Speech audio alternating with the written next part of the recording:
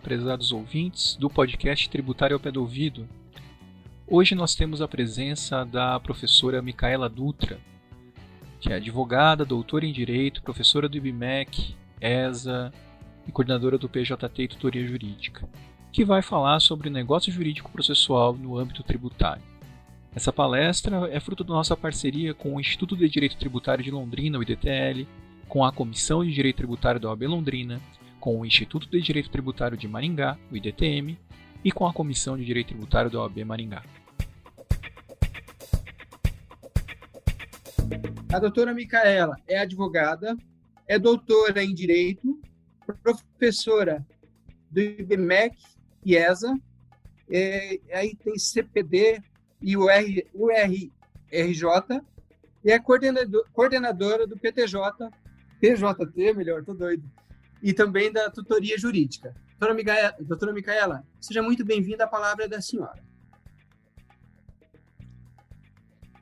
Bom, doutor Jaime, muito obrigada pelo convite, me senti extremamente honrada, obrigada, Elvio, obrigada, doutora Valéria, doutor Elvio, pelo convite. É uma alegria poder estar falando aqui com os advogados de Maringá, de Londrina, de Curitiba. Eu acho que essa é uma grande vantagem, né, desse momento que a gente está vivendo, a gente conseguir estreitar os laços e poder conversar e trocar ideias com pessoas assim tão diferentes, que têm realidades diferentes, que podem trazer ainda mais conhecimento para a gente, né?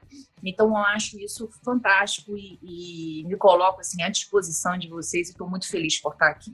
O tema que me foi atribuído é um tema que eu acho extremamente relevante, tá? E por quê? A gente sabe que a tributação ela é um elemento que impacta substancialmente o custo do Brasil. E esse assunto já era relevante antes da pandemia, tá? E com a pandemia se torna ainda mais relevante. Por quê? Na realidade, o momento atual é pessoas sem dinheiro, com redução de dinheiro, e para você investir em algum lugar, não tenha a menor dúvida de que você vai pensar muito. Ou seja, tem que haver segurança do investidor na aplicação dos seus recursos. Isso seja do investidor brasileiro no Brasil, seja do investidor estrangeiro no Brasil. Então, a discussão com relação à necessidade de segurança jurídica, segurança na tributação, segurança nos julgamentos em relação às questões se torna cada vez mais relevante. E, nesse momento, mais relevante do que qualquer outra coisa, até para que o nosso país possa sair da recessão aonde ele está ingressando. E não só ele, como vários outros países estão na mesma situação, déficit público elevado. Então, a tributação passa a ser um elemento bastante relevante e a gente tem que ter muito cuidado na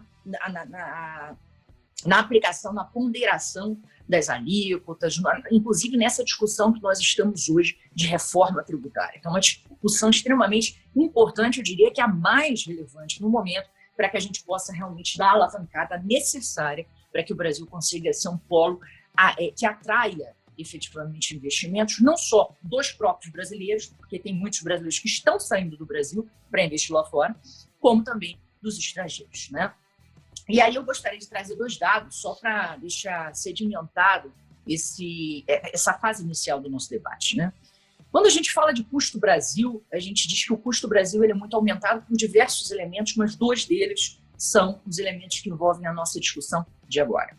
O primeiro é a tributação e o segundo é o Poder Judiciário. E quando a gente junta os dois, Poder Judiciário julgando matéria tributária, imagina o caos que não dá, né? Então, veja, com relação à tributação, só para vocês terem uma ideia, no Brasil, o empresário ele gasta cerca de 1.500 horas para poder declarar as suas obrigações fiscais, ou seja, com obrigações acessórias, enquanto a média dos países da OCDE gira em torno de 160. No Brasil, o empresário ele gasta cerca de 65% do lucro dele com a tributação, enquanto que a média dos países da OCDE é 40%. Para vocês terem uma ideia do quanto o Poder Judiciário impacta no PIB, o impacto é de 1,8% do PIB, o que equivale a 110 bilhões de reais. O custo tributário, em razão de declaração tributária, em razão do impacto sobre o lucro com a tributação, ele gira em torno de 280 bilhões de reais. Então, a gente está falando de valores substanciais, né? E a gente tem visto hoje em dia, até mesmo com as decisões que têm sido tomadas em plenário virtual, A preocupação que está existindo de nós, contribuintes, em razão da necessidade que os tribunais superiores estão tendo, e aí eu estou falando de STJ e de STF, de se adequarem a um sistema de precedentes. Né? O Código de Processo Civil de 2015 ele é um código extremamente inovador. Ele trouxe diversos elementos relevantes, dentre eles o tema da nossa palestra de hoje, que é o negócio jurídico processual. E qual é o racional desse negócio jurídico processual? É justamente fazer com que as partes consigam negociar como será aspectos do processo. E essa negociação ela pode se dar num processo em curso, como ela pode se dar antes de que haja um litígio. Então, em tese, o artigo 190 ele permite que as partes sentem e definam qual vai ser o tipo de prova, qual vai ser o tipo de citação. Você pode me citar por WhatsApp, não pode me citar por WhatsApp. Como é que vai ser a questão da limitação das provas? Tipo, vamos nos limitar só à prova documental? Eu posso limitar também assistentes técnicos? Eu posso definir até mesmo que você não me processe durante um determinado período, isso obviamente dentro de uma relação privada que a gente está falando. Estamos primeiro dando um overview do que seria um negócio jurídico processual. Então ele viabiliza que as partes consigam não só negociar a sua relação, mas também como é que vai ser a relação litigiosa. Eu vou discutir em arbitragem, eu vou discutir num processo normal, eu vou ter um sistema de mediação, a gente vai tentar fazer uma conciliação durante um período X, antes da gente pensar numa judicialização. Tudo isso pode ser pré-definido em um ato, um negócio jurídico anterior à própria relação processual. Com relação aos entes públicos, sempre houve muita discussão se isso era possível ou não. Mas a legislação ela já trazia alguns sinais.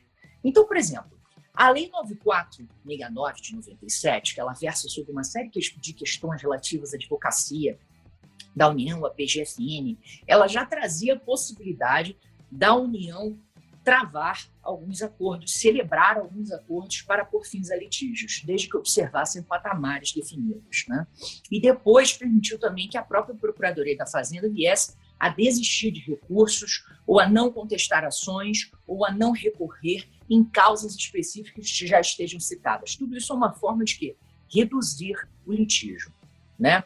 Uma outra questão que a gente já tem é a própria arbitragem. Né? A lei de arbitragem ela sofreu alteração em 2015, permitindo que o ente público possa participar de arbitragem com direitos patrimoniais que são disponíveis.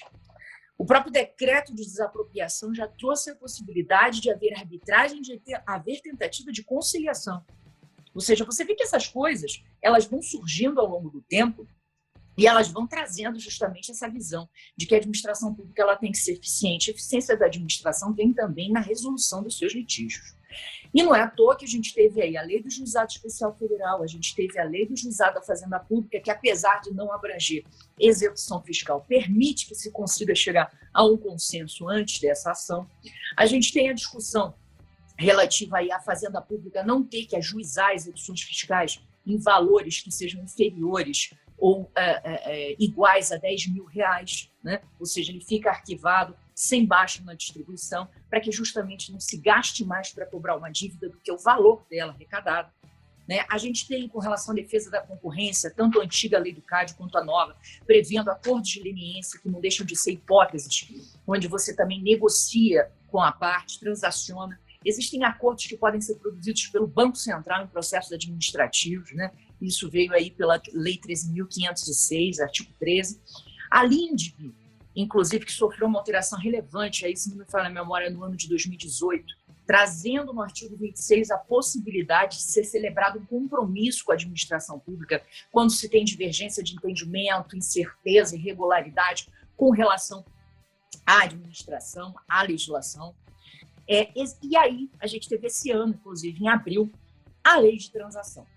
Ou seja, uma lei extremamente aguardada, né, porque havia a possibilidade de transação prevista no Código Tributário Nacional como forma de extinção do crédito tributário, no artigo 156, mas ainda não havia uma lei geral de transação. O que a gente tinha até então eram leis que traziam refis, e o parcelamento não deixa de ser uma espécie de transação. Ele porque, querendo ou não, a parte, ela, para aderir e gozar das condições que estão facultadas na lei, ela também tem que promover alguns atos, dentre eles o quê? Renúncias processuais. Né? A parte ela tem que renunciar ao direito sobre o qual se fundamenta a ação.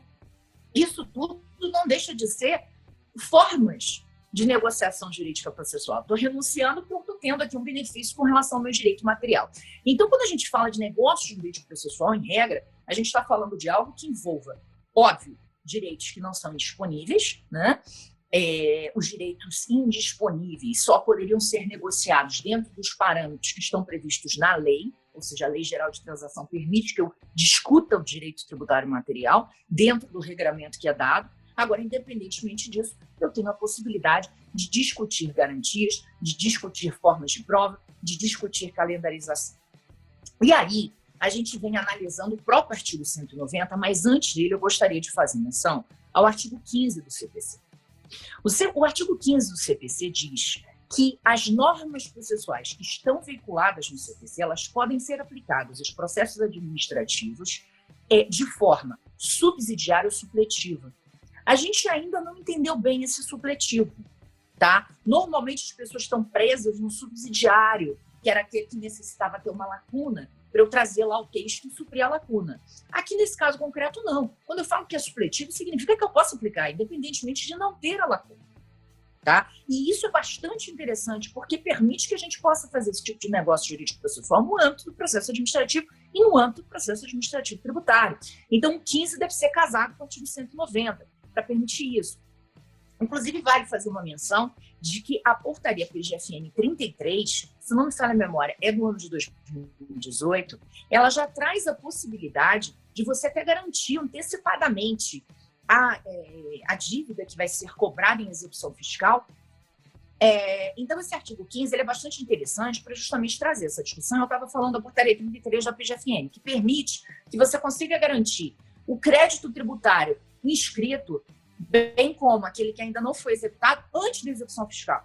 Até isso tem uma utilidade muito grande quando você está em processo de renovação de certidão, por exemplo, e ainda não foi ajuizada a execução, você tem como garantir, no âmbito da Procuradoria Administrativa, isso.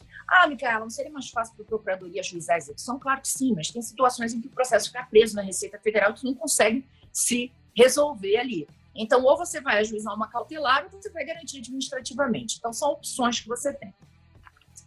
Também existe uma questão interessante aqui, que é qual é o mote do negócio jurídico processual.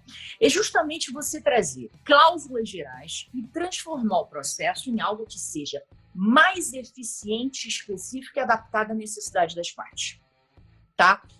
E, nesse aspecto, eu gostaria de render elogios à própria Procuradoria da Fazenda Nacional, porque ela tem buscado atuar nesse sentido de uma forma muito pioneira, né? Desde que o código entrou, já saiu uma portaria, que é a 360 de 2018, onde ela permitia a possibilidade de você verificar como é que se formaria um quadro geral de credores, como é que se faria uma amortização da dívida, como é que você faria um cálculo.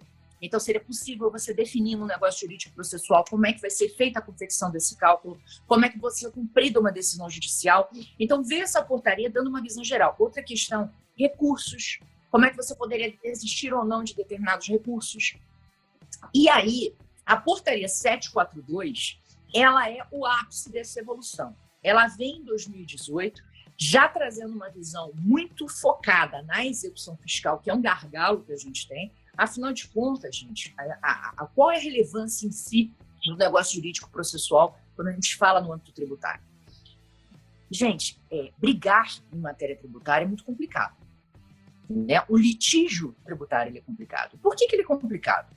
Porque quando eu vou para o âmbito judicial, eu vou conseguir uma suspensão da exigibilidade do crédito por meio de um depósito que muitas vezes não é factível, no contexto atual econômico pior ainda será, ou então eu vou conseguir uma liminar, uma tutela, né, de urgência, seja qual for na ação que eu ajuizar. Essa tutela garante uma suspensão provisória, porque a gente não sabe se ela vai ser cassada pelo tribunal. Então, não é um problema que está resolvido, é um problema que está temporariamente resolvido. E se essa decisão for cassada no tribunal e eu não conseguir reverter isso, naturalmente eu terei uma execução fiscal. E para poder me defender na execução fiscal, eu naturalmente terei que efetuar uma garantia. E o grande problema é que as garantias da execução fiscal hoje aceitas, elas são garantias limitadas. A gente normalmente, quando fala de Fazenda Nacional, o que é aceito? É aceito depósito. Novamente, se eu tivesse dinheiro e interesse em fazer depósito, teria feito no âmbito da suspensão da exigibilidade, não na execução fiscal, né? Porque aí eu já estou com uma execução, eu estou, na verdade, bloqueando ela e estou tendo que me defender nessa seara. Fora as outras complexidades com relação à questão de você atrelar a execução a embargos e outras discussões que podem ser processualmente trazidas aqui. Além disso, você tem a problemática relativa a seguro, garantia e fiança bancária. Por uma grande empresa, é algo até muito mais simples do que para uma empresa pequena que muitas vezes não consegue nem acesso a esses recursos. Isso sem falar de que para que a Procuradoria aceite uma ou outra, tá, você tem que observar os requisitos das portarias da PGFN, no caso de fiança a 644 de 2009 e no caso de seguro a 164 de 2014. Então, não é qualquer seguro garantia ou fiança bancária que são aceitos pelo órgão para fins de garantia de uma execução. Bom, se eu não ofereço nenhum desses três e deixo a minha vida levar, o que vai acontecer aqui? Eu naturalmente terei uma penhora online. Tá? Então, se eu vou querer oferecer alguma outra coisa, ofereço imóvel, não vão aceitar, vão pedir uma penhora online. Ofereço um terreno, não, que é imóvel, também não vão aceitar. Ofereço um carro, não vão aceitar. Ofereço precatório, não vão aceitar. E aí a penhora online. O problema da penhora online é que eu só consigo desfazer a penhora online se eu tiver recuperação judicial, se eu tiver quase ferrado, quebrado e maluco, né? Se eu estiver numa situação natural, eu não consigo desfazer a penhora online, se a jurisprudência do STJ, primeira sessão. Então, o que a gente tem que pensar é o seguinte, não dá para eu arriscar. Ainda mais se a gente está falando de valores que são substanciais para a empresa. Ou seja, uma penhora online, ela bloqueia um determinado numerário até o final do processo. Ela tem um efeito, de certa forma, de gerar um depósito, né? Porque você penhora o dinheiro, leva para a conta e vira um depósito. E qual é o objetivo da União Federal sempre ter dinheiros em conta? A gente tem que lembrar da Lei 9.703. A Lei 9.703, ela traz para a União Federal a possibilidade de utilizar todos os valores que tenham sido objeto de depósitos judiciais para fins de Tesouro Nacional, ou seja, superávit, bate-meta. Então, ele tem uma série de funções. Esse dinheiro é usado pela União Federal enquanto ele está lá depositado, entre aspas, porque ele vai direto para a conta do Tesouro Nacional. Então, veja, existe esse interesse muito grande. Há um interesse público na requisição, por exemplo, de liquidação dessas garantias financeiras, inclusive, quando você as apresenta. Porque muita gente diz, Micala, beleza, eu não vou depositar, mas eu vou oferecer uma garantia financeira, um seguro ou uma fiança. Isso é poético enquanto estamos falando de início da nossa execução e da nossa garantia via embargos. Agora, você imagine que você perca essa ação em primeiro grau. Existe, se você não conseguir uma tutela recursal para suspender a execução e mantê-la suspensa, você simplesmente vai ter o prosseguimento da execução que gera a liquidação da garantia financeira. E isso também não é uma solução para você, porque liquidar a garantia financeira significa você ter que ir na frente e aportar o valor. Caso contrário, você não consegue contratar nunca mais na vida uma garantia financeira. Então, é muito difícil você discutir realmente no âmbito tributário. É necessário que você pense que, infelizmente, ainda não foi, apesar de haver uma série de discussões relativas à recepção ou não pelo sistema constitucional atual dessa previsão da Lei 6.830, porque, de fato, a nossa lei de execuções fiscais é uma lei da década de 80, é uma lei de 1980, num período onde o regime não era democrático. Então, assim, a gente tem que ver que houve uma alteração e a gente ainda tem, no âmbito processual, uma dificuldade muito grande de internalizar que estamos no Estado Democrático de Direito, né? Ou seja, a gente ainda tem o Estado como supremo e condicionante de uma série de coisas, e isso dificulta muito a discussão. Então, por exemplo, há quem diga e vá contra essa necessidade de uma garantia prévia na execução fiscal, por uma única questão de estarmos no Estado Democrático de Direito e não se exigir isso da parte, porque isso dificulta a discussão, inclusive isso dificulta o acesso à justiça. O STJ ele tem flexibilizado esse entendimento quando verifica que a parte poderia ter uma onerosidade excessiva em garantir e aceita ou não garantia ou garantia parcial. Então, já existe essa questão até em razão da própria ampla defesa, né? A própria Lei 6.830 ela já foi mitigada em alguns aspectos, como, por exemplo, a necessidade de você efetuar um depósito para poder ajuizar ação anulatória, no artigo 38, dentre outros. Mas o que é importante você pensar é que o universo que nós estamos a discutir aqui, no âmbito do direito processual tributário brasileiro, é um universo extremamente ruim para o contribuinte. Porque é sempre o contribuinte que tem que tomar um ônus de ter que garantir, um ônus de ter que despender de alguma forma sobre a forma de garantia, o processo. Então, quando você fala de negócio jurídico processual, você permite que o contribuinte saia dessa marra que ele se encontra hoje. Ou seja, ele sai do contexto seguro, fiança, depósito e pode entrar num outro contexto, de negociar com a Fazenda Pública garantias que possam ser melhores para ele agora. Então, estou tendo problema de liquidez, então eu posso te dar um bem menos líquido. Posso até pensar em substituir ele futuramente, de forma paulatina, por dinheiro, ou alguma coisa do gênero. Então, isso permite também que você adeque a garantia processual à condição do contribuinte. E essa visão do contribuinte está muito interessante por parte da Fazenda Pública, até porque, por exemplo, essa portaria 742 ela é bem clara, no sentido de permitir a calendarização do processo, ou seja, eu posso definir com a Fazenda Nacional os marcos processuais que a gente vai querer utilizar, quando eu vou fazer prova, quando eu não vou, que tipo de prova, como se faz essa prova, como ela permite também que você negocie a amortização do crédito tributário, quando de fato você pretende fazer o pagamento, e ela deixa muito clara essa opção de você negociar a garantia. Porque isso aqui, gente, no início, eu me lembro que quando eu comecei a negociar a garantia, eu tive essa dificuldade, até por parte dos magistrados. Eles viravam para mim e diziam, mas doutora, o crédito tributário é indisponível, não tem que fazer negócio jurídico processual. Eu dizia, mas excelência, a gente está discutindo aqui a garantia do juízo, isso não é indisponível. Vossa Excelência, inclusive, se eu vou oferecer qualquer garantia aqui que esteja prevista no artigo 11 da Lei 6.830, Vossa Excelência vai abrir vista para a Fazenda Pública se manifestar, não é isso? Para ver se ela está adequada ou não, se a garantia atende ou não. Então, assim, é um âmbito negocial aqui. Então, se eu já fechei, se antes de Vossa Excelência abrir vista para a Fazenda, eu já conversei com a Fazenda, chegamos ao acordo de uma forma de garantia do juízo, isso não é ilegal, né? Isso está cobertado pelo artigo 190 e não é um direito indisponível. Inclusive, isso é uma forma de eficiência para mim e para ela, porque muitas vezes, quando você faz isso, você também entra num acordo no sentido de que vou garantir dessa forma, então não liquida a minha garantia, deixa eu garantir dessa forma até o final do processo. E com isso você, de certa forma, estabiliza a demanda. Então você não fica mais preocupado na execução com a discussão da garantia, porque ela está estabilizada. Você vai se preocupar na execução em ganhar, né? Em ganhar os seus embargos, em derrubar o crédito tributário. Você vai ficar preocupado e focado numa discussão que é eminentemente técnica, que é o que todo mundo deseja. Que essas discussões paralelas, elas atravancam o processo, elas demoram, elas geram ineficiência, vão contra a ideia da economia processual e da celeridade processual. Então, essas questões são questões extremamente relevantes para a gente pensar, tá? E nesse contexto do contencioso, da dificuldade de discussão do contencioso, elas se tornam ainda mais importantes, justamente por isso,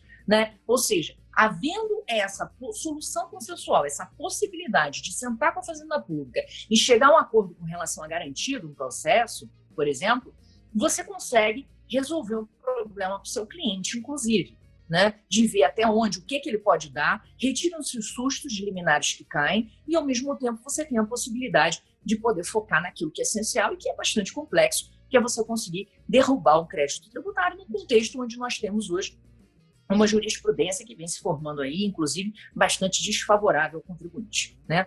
Então, o que eu queria trazer como uma visão geral, até para a gente poder debater, são exatamente esses elementos, ou seja, a consensualidade ela é algo que não é novo, a questão do princípio da eficiência da administração é algo que está lá no artigo 37 da Constituição Federal desde sempre, ou seja, a administração ela tem que mudar a sua forma de ver e de agir, não adianta, e a Fazenda Nacional nesse aspecto, ela tem cada vez mais passado à frente, no sentido de vislumbrar o seguinte, bom, não tem sentido eu ficar perdendo meu tempo, eu procurador, eu procuradoria, eu entidade, com crédito que não dá nada. Eu preciso separar aqueles devedores que eu vejo claramente que não vão conseguir pagar, né? Ou seja, dar baixa nesse tipo de crédito que é irrecuperável, saber fazer a classificação do meu crédito.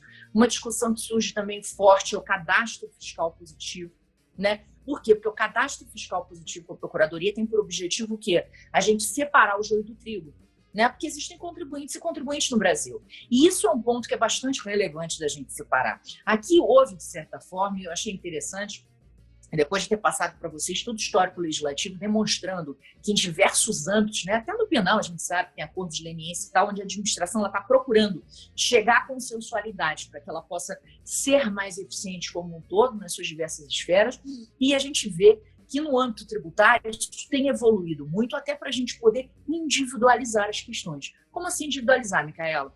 A gente não pode mais ter na relação fisco-contribuinte aquela visão, fisco é mal ou o contribuinte é pilantra. Não existe isso, isso não é saudável, nem para a administração pública, nem para nós, né? Todo mundo aqui tem um consenso de que o Estado ele precisa de recursos, então pagar tributo faz parte inclusive, da nossa função como cidadãos, né? Noção básica de dever fundamental de pagar tributos lá de Nabás, que eu acho que é plenamente aplicável a nós, e o STF tem adotado essa teoria, inclusive, em diversos julgados. Então, o que eu acho que é relevante aqui a gente ter em mente é o seguinte: a Fazenda Pública, a partir do momento que ela separa esse joio do trigo e que ela vê que existe o contribuinte, que de fato é um pilantra, é um sonegador, é um criminoso, e que, portanto, este deve ser punido com o maior rigor da lei, porque ele, além de não pagar tributo, ele prejudica o Estado como um todo e a todos nós, que estamos exercendo regularmente o nosso direito, com aquele contribuinte que é correto, que garante, que busca a suspensão da exigibilidade, que dá tratamento às suas dívidas tributárias e que, inegavelmente, esse contribuinte tem o direito de brigar. Ele está no Estado Democrático de Direito. Se ele não concorda com a legislação, é direito dele acessar a justiça e questionar essa ação. Isso não é ele ser pilantra, isso não é ele de largar o pagamento do tributo. Isso é ele exercer um direito constitucional que lhe é dado, né? Então, assim, acho que isso é bastante importante. O cadastro fiscal positivo, ele tem essa visão. Quero separar o joio do trigo. Quero deixar o bom contribuinte de forma que ele possa ter acesso a determinados tratamentos, prioridade de tratamento, uma garantia menos onerosa, dentre outras questões, maior celeridade na expedição da certidão de regularidade fiscal e por aí vai. Isso realmente ajuda muito e faz essa separação. Um outro ponto que eu acho que essa individualização lá vem é a própria transação extraordinária que surgiu aí, né, junto com a Lei 13.988. Por quê? Porque a Fazenda Nacional vai olhar o contribuinte. Tanto é que uma diferença que eles estão fazendo, que muita gente chega e diz, Micaela, não é muito técnica essa parada, porque refis já era transação. Então, se me dizer que essa nova transação é transação e refis não era transação, não tem sentido. Veja, o que eles querem fazer com essa distinção? Não é dizer que não existem transações, mas é que essa efetivamente é uma transação que vai visar o quê?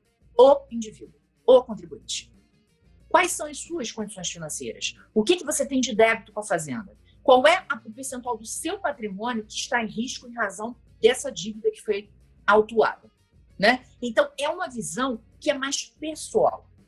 Ou seja, e dar para essa pessoa condições de que ela possa fazer essa transação de acordo com a sua necessidade. Com isso, a gente tira a linearidade, que é o ponto justamente que eles colocam no refis. Ora, no refis eu estou oferecendo para qualquer um que tenha interesse em aderir 30% de redução dos juros, 100% de redução da multa, se eu faço um pagamento à vista, e a gente vai escalonando essas garantias à medida que o contribuinte vai parcelando mais ou menos. Então, isso é uma coisa linear, eu não estou olhando para o Jaime, para a Valéria, para o Elvio, para ver as condições de cada um para poder fazer isso. Eu estou olhando, passando uma régua e dizendo assim vai ser. Né? Quando a gente faz esse tipo de transação, onde de fato verifica o contexto do contribuinte e eu transaciono focando nas necessidades dele, naquilo que ele pode me dar, existe uma maior observância da capacidade contributiva, existe um tratamento, inclusive mais isonômico, por incrível que isso possa parecer, porque a gente está tratando quem é igual de uma mesma forma e quem é diferente de uma forma diferente, isonomia material na veia, sem falar de que você vai dar mais celeridade e eficiência à administração como todo.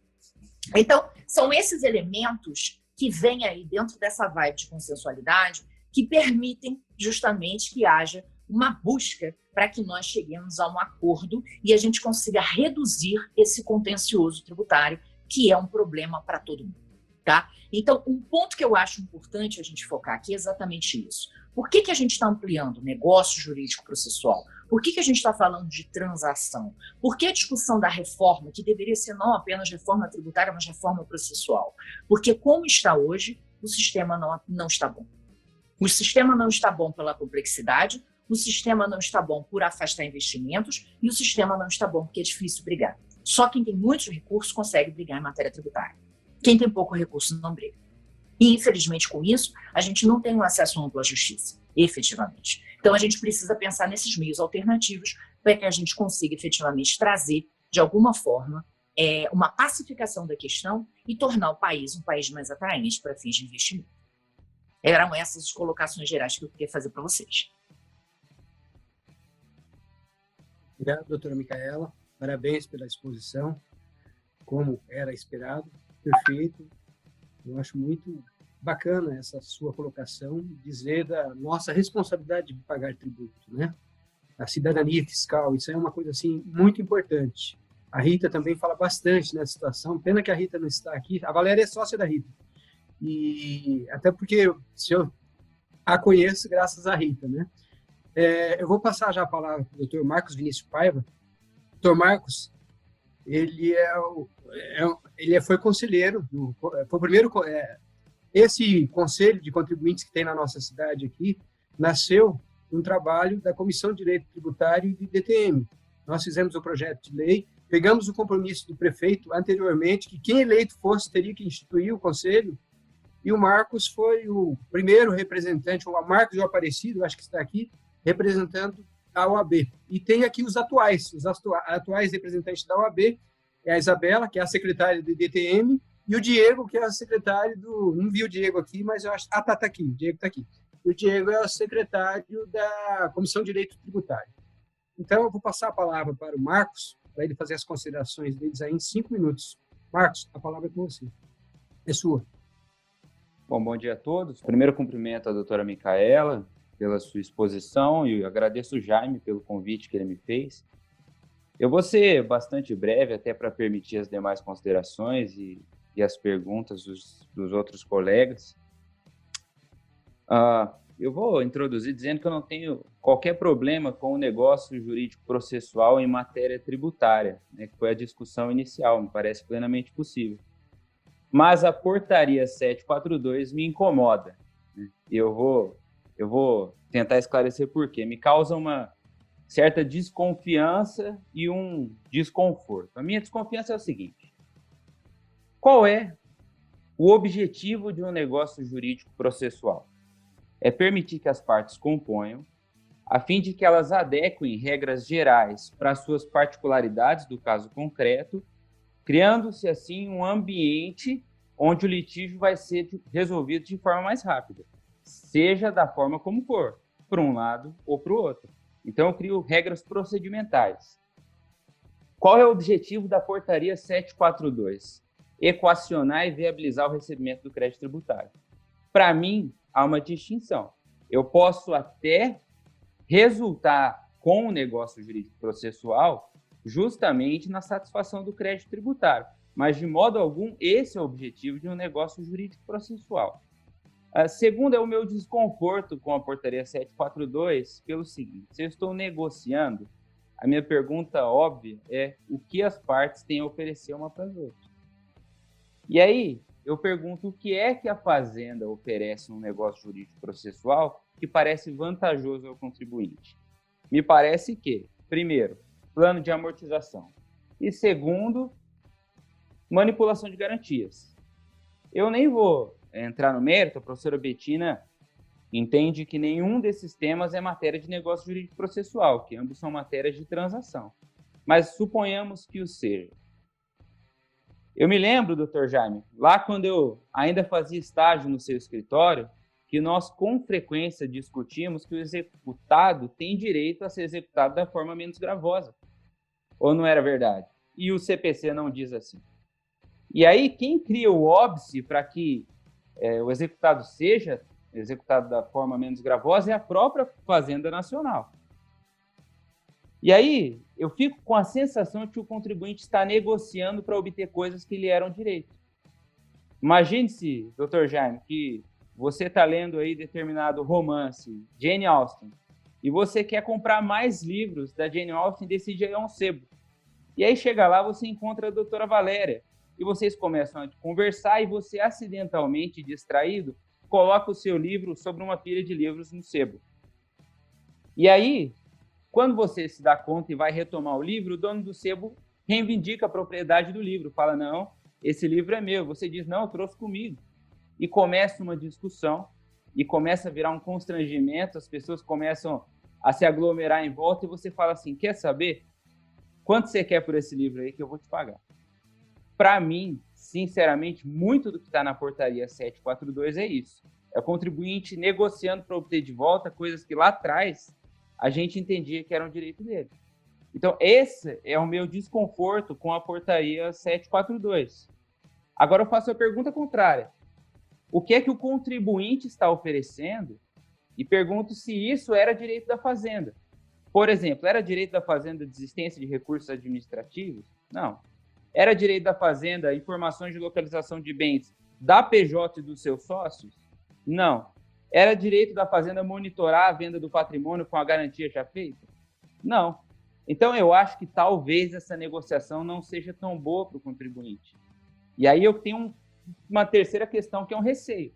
Se de fato a negociação pode não ser tão vantajosa, e se de fato, como a doutora Micaela muito bem afirmou, o negócio jurídico processual não precisa ser feito no âmbito do processo, mas pode ser feito antes, quanto tempo vai demorar para os acordos de parcelamento e transação condicionarem a adesão a cláusulas já pertinentes ao negócio jurídico processual desvantajoso?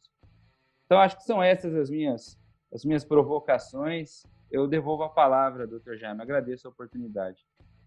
Obrigado, doutor Marcos. Eu vou passar a palavra doutor Edeval Júnior, e depois das considerações dele, a doutora tem a palavra, já, tá bom? Jaime, bom dia. Bom dia a todos. Excelente apresentação da doutora Micaela. O doutor Marcos me antecedeu, adorei os pontos de provocação. Obrigado, Elvio, pelo convite, obrigado a todos pela participação. Eu sou entusiasta do negócio jurídico processual, porque ele dá uma demonstração de uma mudança de pensamento nessa relação entre o fisco e o contribuinte.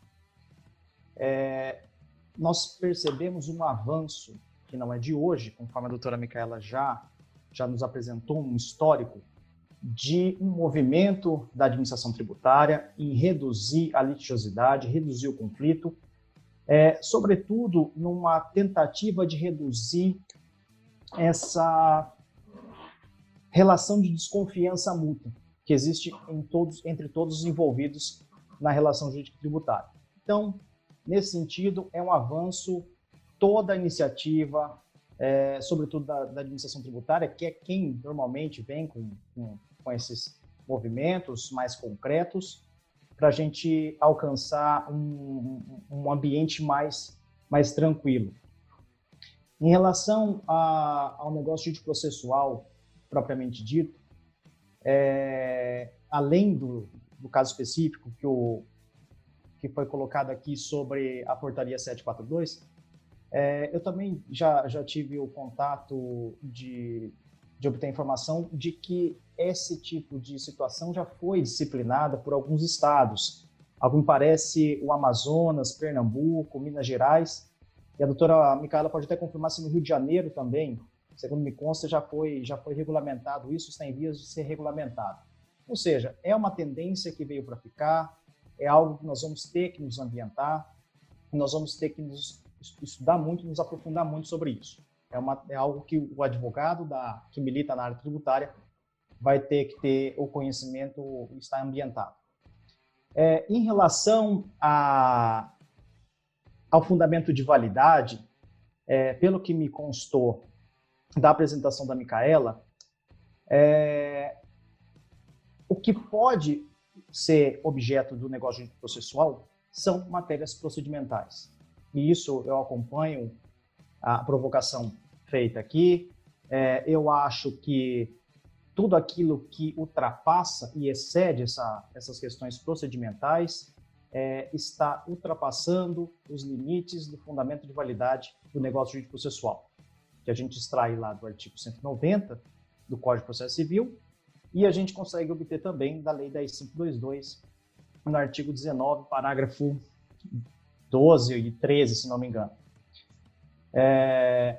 E aí, eu acompanho a provocação, dizendo que a portaria 742, naquilo em que ela trata da calendarização, da aceitação, avaliação, substituição, liberação de garantias, ou modo de constrição ou alienação do bens, até me parece estar circunscrita, com suas ressalvas, dentro daquilo que é possível se tratar no negócio jurídico processual, de acordo com o CPC, mas, no que concerne ao plano de amortização de débito, eu não vejo ela com fundamento de validade no CPC, nem mesmo na Lei 10.522, e parece que ali se trata de um caso típico de um outro instituto, que é o da transação. Eu imagino que, por ter sido editado em 2018, a portaria 742 avançou naquilo que não poderia, e agora até imagino que possa ocorrer um ajuste em razão da edição da Lei 13.988, agora de 2020, que vai tratar da regulamentação. Eu acho que o negócio processual precisa de ajustes, até porque ele é muito novo. Então, questões em que a Procuradoria hoje legisla a respeito do assunto precisam ser sopesadas. Então, são pontos de reflexão.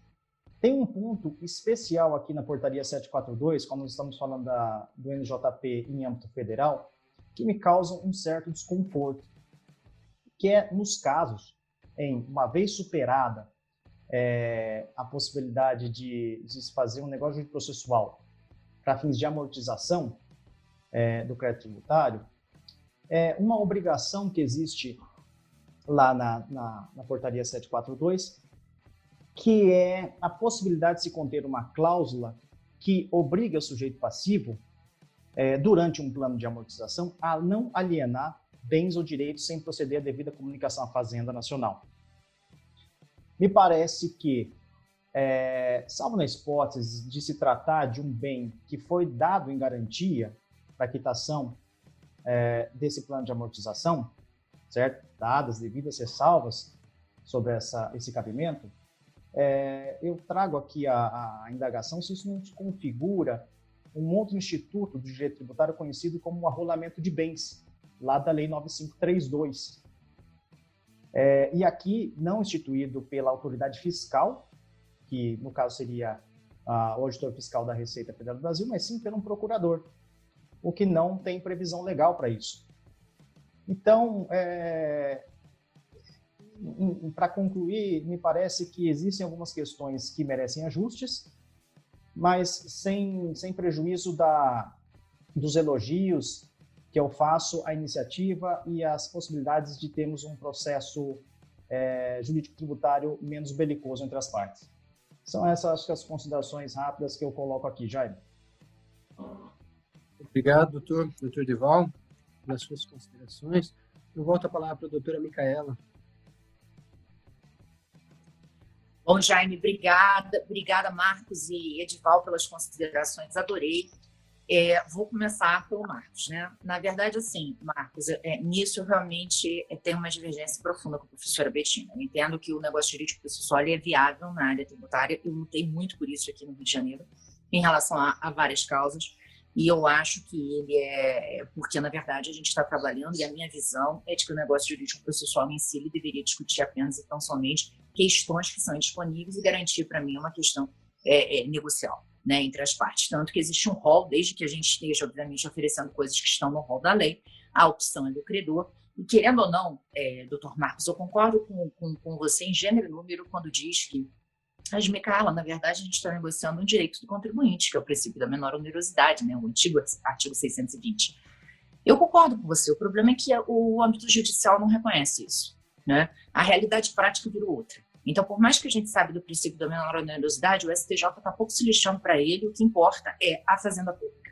Então, assim, a partir do momento que o STJ chancela um comportamento onde a Fazenda Pública chega e diz assim, eu quero depósito, seguro, garantia, o resto eu não quero, e o meu contribuinte fica na situação de, se não oferecer essas garantias, tomar uma penhora na cabeça, o negócio jurídico processual para mim é uma alternativa boa.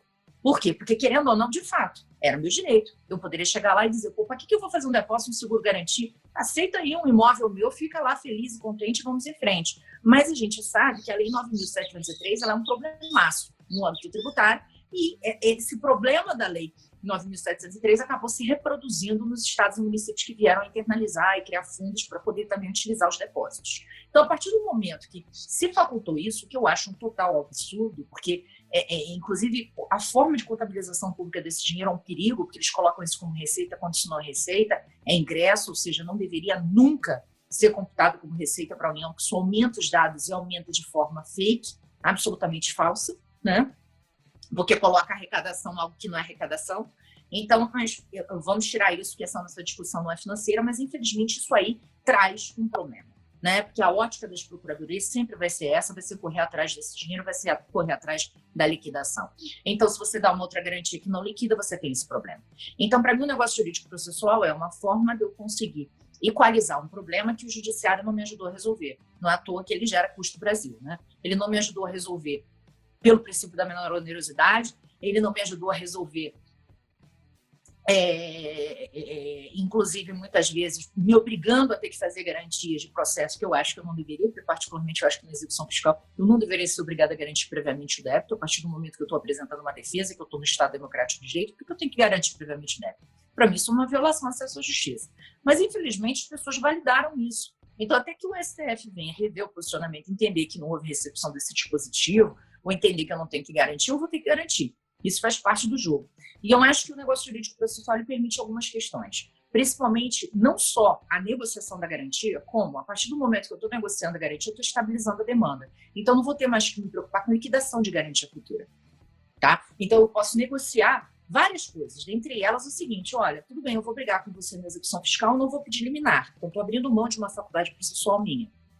Mas eu vou te oferecer essa garantia e você não vai liquidar a garantia. Você vai seguir a garantia dessa forma até o final do processo. Combinado? Então, nós dois ganhamos. Existe uma transação aqui, onde de ser transação processual, isso é importante ficar claro, por isso negócio jurídico processual, onde eu estou abrindo mão de uma faculdade, que seria buscar liminar, onde eu estou abrindo mão de uma faculdade, que seria buscar uma tutela recursal, e eu estou aceitando discutir na execução, e na execução eu estou dando uma garantia que pode, por exemplo, ser líquida e ser convertida por uma garantia líquida, paulatinamente, etc. e tal, mas aqui o que a gente está discutindo é faculdade processual, né? E faculdade absolutamente disponível, e faculdade na mão do credor, e algo que atende ao interesse público e atende ao meu interesse, né? Em termos de eu não ser tão onerado com relação à garantia. Então, acho isso. Concordo com ambos, tá? Quando colocam o seguinte: Micaela, o negócio jurídico processual, ele vem falando coisas que não são de negócio jurídico processual, né? Como, por exemplo, a questão de você amortizar uma dívida. De fato, a amortização de dívida não é negócio jurídico processual. Eles estão trazendo isso para o âmbito da discussão porque é um ambiente negocial. Então, o que eu estou achando é que, como a gente está trazendo muitas coisas novas, né? A gente está falando de consensualidade, de negociação, as pessoas estão trazendo vários elementos aqui, elementos esses que envolvem negociação de direito material e elementos que envolvem negociação de direito processual. No próprio histórico que eu fiz para vocês, eu trouxe elementos que trazem negociação de direito material, né? A própria Lei 9469 já trazia isso, a 10522 já traz isso. O refis, ele envolve uma faculdade processual de negativa, de renúncia, para você ter um benefício em direito material. Então, essas questões, elas estão um pouco brincadas. Eu acho que é por isso que a Fazenda Nacional veio na lógica de chegar e falar: não, é negócio jurídico processual, vou redigir as duas, vou falar sobre as duas. Agora, quando eu falo de amortização da dívida, é importante deixar claro que essa amortização, ela não envolve redução do valor. Tá? Então, essa amortização da 742, ela não envolve redução do valor. Envolve apenas, então, somente prazo, né, dentro da faculdade legal que é dada ao procurador poder trabalhar. Agora, a amortização em termos de redução de valores, ou te dar um abatimento, isso não existe. Na lei de transação foi autorizado isso agora, de fato, mas a amortização não. Uma outra questão que eu coloco é o seguinte: eu concordo com você plenamente, Dival, no sentido de que tem muito cara de rolamento, né, esse dispositivo. Eu concordo. Tem. Mas veja, aqui é uma negociação, né? Eu estou querendo amortizar, eu estou dizendo: olha, eu posso amortizar em 60 parcelas, tá? O débito. A Fazenda Nacional tem autorização para fazer isso. Aí, beleza, a Fazenda diz: ok, vamos amortizar, eu te dou aí a possibilidade de você pagar isso aí em 60. Agora, ao passo disso, o que eu quero? As garantias que você me deu, você me informe se você vai vender ou não. Ela pode pedir isso no âmbito negocial? Então, sim. Se eu estou pedindo para ela um prazo para poder fazer um pagamento de algo que eu deveria pagar imediatamente, e ela tem a possibilidade de me pedir isso, ao mesmo tempo, de me conceder isso, ao mesmo tempo ela poderia pedir isso. Ou seja, se eu não quiser, ok, então eu não parcelo, eu não amortizo, né? Eu fico na vida, pago lá direto, continuo brigando, faço qualquer outra coisa. Agora, não sou obrigado, né? Então, nesse caso, eu entendo que está dentro do escopo negocial. E é isso que a gente tem que ter um pouco mais de atenção. Porque, realmente, como é um instituto novo, e ambos colocaram isso, e é fato, né? Da mesma forma que vocês vão ver aqui, quando discutirem com fato precedência, vocês vão ver. Os tribunais estão batendo cabeça com relação à teoria de precedentes, né? O pessoal não está entendendo bem quando é que modula, uma zona isso aí. Então, é a mesma coisa que eu não gosto de jurídico processual. A única questão é, É uma alternativa que a gente tem, já que o judiciário, infelizmente, está sempre do lado do poder público, nesse aspecto de garantia. E algumas coisas que são colocadas ali são colocadas, se você quiser não ir, você não ir. Se você não quiser, segue em frente, segue a vida, segue no ritmo que tem que seguir. Tá certo? Mas muito obrigada pelos comentários. Foi um prazer respondê-los. A minha ponderação, Micaela, seria só no fato na questão relacionada à efetividade do negócio jurídico processual no âmbito do direito tributário. Como você está lá no Rio de Janeiro, está trabalhando com grandes empresas, né? E como tem isso acontecido efetivamente? A gente tem exemplos de negócios jurídicos processuais em andamento, né, para que a gente possa ter uma noção do que realmente está acontecendo nesse âmbito. Né? Até porque, por exemplo, nas tentativas, ou nas pouquíssimas tentativas que a gente teve aqui, ou que eu teve conhecimento, né, aqui no interiorzão do país, no interior do Paraná, as dificuldades têm sido muito grandes nessa negociação. Não é? Como você está no Rio de Janeiro e com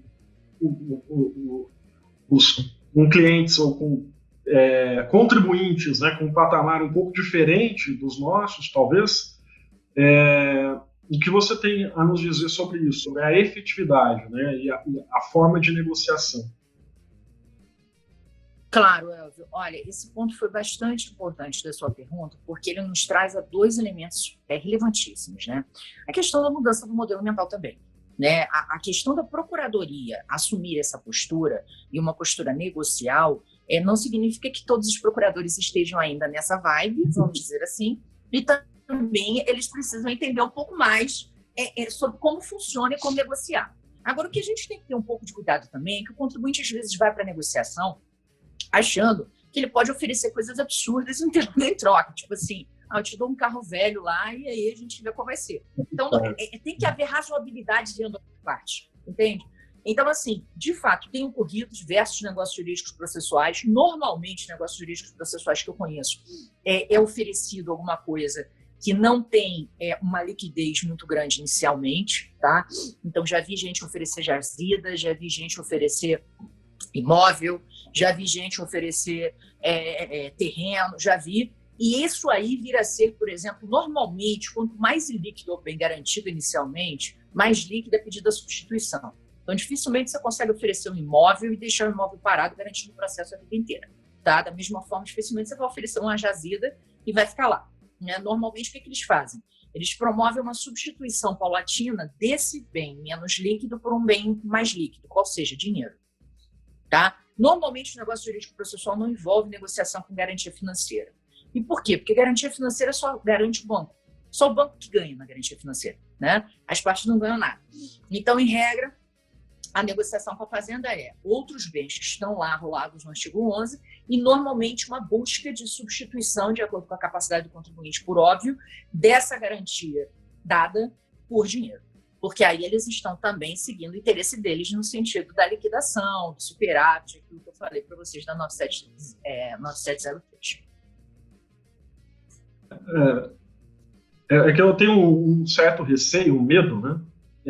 De talvez se transformar numa mera discricionariedade do procurador, tal qual é a dação em pagamento de bem imóvel. Né? Porque a portaria que trata da dação em pagamento, ela tornou inexequível quase 99% dos casos a dação em pagamento. Então, a minha preocupação é um pouco disso, né? Que o negócio jurídico processual possa seguir por esse lado e acabar com esse viés da conciliação, da tentativa de conciliação. Mas muito obrigado mais uma vez, Micaela. Duas questões que a doutora Micaela colocou agora em complemento, que me vieram à tona. Como que é tratado as seguintes situações? Quando o contribuinte ele vai para uma negociação, na tentativa de celebrar um negócio processual, a rigor, ele se coloca numa situação que ele tem que inicialmente levar uma série de informações, uma série de elementos à procuradoria, e aí, então, se inicia os processos da negociação. A minha dúvida é, como que a procuradoria sobretudo para aqueles procuradores que ainda não estão na vibe dessa modificação de postura. Como é que eles vão tratar todo esse montante de informações que até às vezes eles desconheciam, no caso de eles já tomarem posse dessas informações, mas não se concretizar o negócio jurídico processual? Eles vão usar isso contra o contribuinte? Que garantia o contribuinte tem de entrar numa negociação, às vezes desarmado, às vezes escudo baixado, e depois não ser prejudicado por aquilo que levou ao conhecimento da Procuradoria? E um segundo ponto que eu coloco eu tentei pesquisar no site da Procuradoria da Fazenda Nacional e não localizei se existe um canal de divulgação dos negócios jurídicos processuais já celebrados. Porque, conforme isso evolui, me parece que vão existir parâmetros mínimos e máximos para que a gente conheça as cláusulas padrões ou aquilo que é admitido ou inadmitido nessas negociações. Porque, até por força do princípio da igualdade material, sobretudo, os contribuintes, de maneira geral, vão olhar essas negociações e vão buscar, quando existir igualdade de condições com outros negócios jurídicos semelhantes. Como é que a Procuradoria, as fazendas vão tratar isso para que, ou seja, os negócios jurídicos processuais serão realmente individualizados e não terá um parâmetro muito objetivo, ou teremos algo para poder trabalhar em cima já como uma base? Beleza, excelente, Diva. Olha só, com relação a essa questão que você falou da discricionariedade, né, e de você ter certeza como é que você faz com relação ao procurador que não está na vibe, está na vibe. O que acontece? Normalmente, tá? Você, quando tem uma dúvida, o procurador, quando tem uma dúvida, principalmente o procurador local, quando tem uma dúvida com relação ao negócio jurídico processual, apesar de ser dele a competência para fechar aquela negociação, ele pode subir para o regional e pode subir para Brasília, tá? Normalmente ele tem esses apoios e normalmente eles fazem isso, tá? Então, existe uma conversa, quando existe uma dúvida, inclusive, será que isso é negocial ou não? Eles colocam lá na rede da Procuradoria para discutir entre eles. Pô, será que eu posso negociar isso? Será que eu não vou negociar? Então, isso é uma coisa deles, tá? Onde existe um conclave que eles trocam informação. Então, hoje em dia, inclusive, a Procuradoria, a AGU, esses órgãos, eles estão muito informatizados. Então, existem grupos e chats de troca de informação muito em tempo real. Tá? Então, o que está acontecendo aqui, se eu tenho dúvida, eu acesso alguém que já celebrou um negócio jurídico processual e eu consigo trocar ideias com essa pessoa e consigo ter essa visão, porque esse ponto que você falou é relevantíssimo. Às vezes, o procurador ele não tem uma expertise muito grande com relação a uma questão financeira, ou verificar qual é o impacto dessa questão financeira, se a gente está dando uma commodity, por exemplo, em garantia, como é que eu vou precificar isso, até porque esse preço é variável, né? Então, eu posso ter um impacto na garantia ofertada, como é que eu posso calcular isso ao longo do tempo? Então, assim, essas coisas, elas realmente podem ser de conhecimento de uns e não de outros. Então, por isso que normalmente eles se unem para buscar aquele que tem uma visão mais negocial e tal, até apoio, eventualmente, na Receita Federal, se for o caso, para que eles consigam celebrar. Inclusive, alguns negócios jurídicos processuais, dependendo da situação do processo, envolvem a Receita Federal. Não seriam só negociados no âmbito da Procuradoria, tá? Então, tem coisas que podem vir a trazer a Receita a balde aí e ela auxiliar, principalmente com essa visão mais econômica. Com relação às informações, veja, você leva a informação que você entende que é relevante. Então, é claro que a gente consegue, de certa forma, bloquear algumas coisas. Se o seu objetivo é um processo, se o seu objetivo é firmar uma forma de garantia para um grupo de processos, o que você precisa informar? Qual o teu fluxo, né? Na verdade, informações públicas. Você só vai usar informações públicas, tá? Nunca você pode utilizar uma informação que não seja pública, tá? A não ser que, aí você pode estar falando, tá, tudo bem, Micaela, você está falando de SA, né? Que é informação pública, limitada, não fica publicando a vida dela. Ok, beleza. Mas aí, nesse caso concreto, o que é relevante a gente ponderar, sempre informações que sejam tranquilas de serem levadas, né? Você não vai levar nenhuma questão sensível para uma primeira negociação. Então, o que eu acho que deve ser levado? O seu passivo, o seu ativo, o seu impacto, realidades, olha, eu estou tendo um fluxo de caixa XPTO, eu agora comprometer com dinheiro não consigo.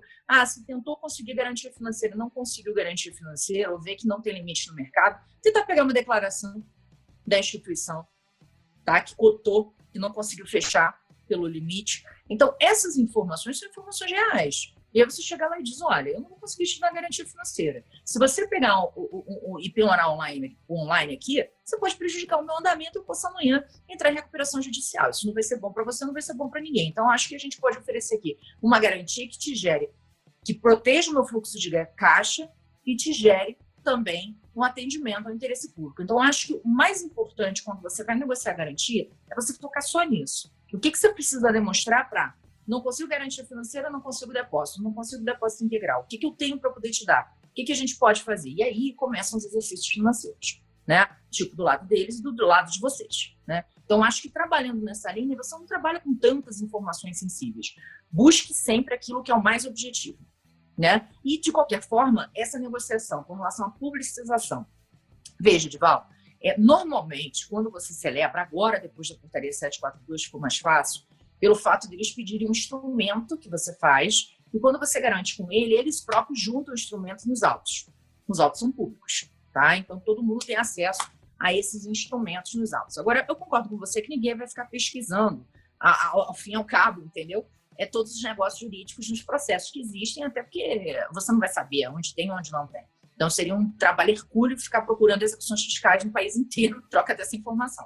De fato, eu acho que seria bastante interessante haver essa disponibilidade, tá? Não sei se eles estão pensando nisso, ou qual é o coloque acerca disso. O que eu vejo muito é a discussão de que, inclusive, esse negócio jurídico-processual ele vai entrar muito dentro da lógica do cadastro dos contribuintes, que eles ainda não regulamentaram, tá? Ou seja, vai haver dentro dessa lógica aí algumas facilidades a mais para esses bons contribuintes, dentre elas, me parece, a questão da garantia, tá?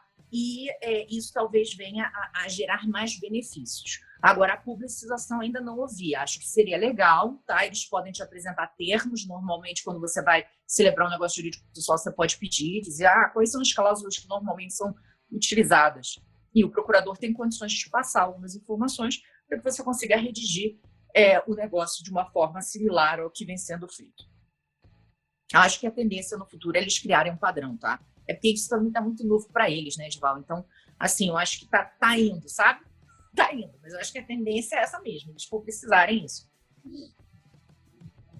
A doutora Micaela e os demais colegas estão falando e eu pensando na minha realidade aqui. Várias vezes eu tentei alguns acordos, quando não existia essa palavra negócio jurídico processual, nós tentamos acordos em procuradoria, de substituição de bem em garantia, e a gente viu muita dificuldade dos procuradores em aceitar isso daí. Mas, para nós, um grande avanço foi uma audiência que a gente travou algumas medidas em Londrina, que eu tive há um tempo atrás, antes da pandemia, em que em oferecer um imóvel em garantia e concentrar todas as dívidas naquele imóvel. Então, a gente pediu uma avaliação judicial porque o do oficial de justiça era um valor muito aquém do nosso avaliador particular. Então, isso eu já considerei um grande avanço para que se concentrasse todas as dívidas num imóvel só. Enquanto isso, está tendo avaliação judicial. Já é um pontapé inicial, mas eu acho que ainda a gente tem que se acostumar com essa nossa nova realidade, que eu acho que é benéfica para todos, né? E os procuradores, eu falo da nossa realidade aqui, eles se sentirem mais seguros também, que como a doutora falou, eles não têm essa segurança ainda de até quais são os limites deles de pegar a caneta e assinar um negócio jurídico, né? Então, essas são as minhas ponderações. E agradeço imensamente a sua presença aqui. A gente tem que ficar atento, porque realmente você é um trator na hora de falar, a gente não pode perder uma vírgula, porque a gente perde o contexto. Mas é muito bom, eu estou muito feliz, muito obrigada por ter aceito o nosso convite. Um abraço. Obrigado, Valéria. Doutor Elvis, suas considerações? Só mais uma vez agradecer a Micaela por ter aceito o convite através do Jaime, né? Seja sempre bem-vinda, Micaela, aqui aos nossos institutos e às nossas comissões. A palestra de hoje foi excepcional, né? Então, já pode se sentir uma membro de carteirinha aqui para todos os momentos e os nossos eventos, tá? sinta-se à vontade para que esteja sempre conosco. A gente vai tomar a liberdade de sempre convidá-la quando possível. Agradecer também aí os membros da Comissão de Direito Tributário de Londrina, agradecer aos associados do Instituto de Direito Tributário de Londrina que participaram, né? Eu vi aqui alguns, o Henrique, a Jaqueline, a professora Marlene Kempfer, professor Lovato estavam aqui também presentes.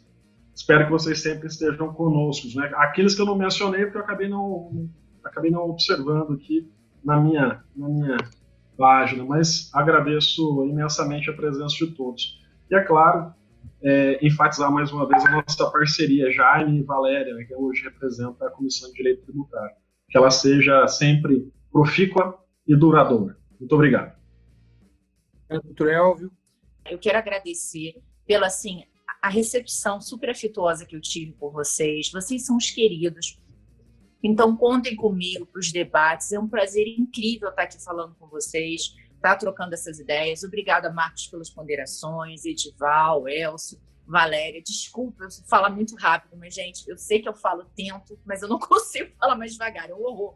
Então, assim, se vocês tiverem alguma dificuldade, vocês falem, me parem, sintam-se à vontade, tá? Porque, assim, eu acho que isso é uma troca mútua. Eu estou aprendendo com vocês e vocês comigo. Então, é sempre um prazer estar aqui. Um beijo bem grande para todo mundo. Meus contatos ficam à disposição.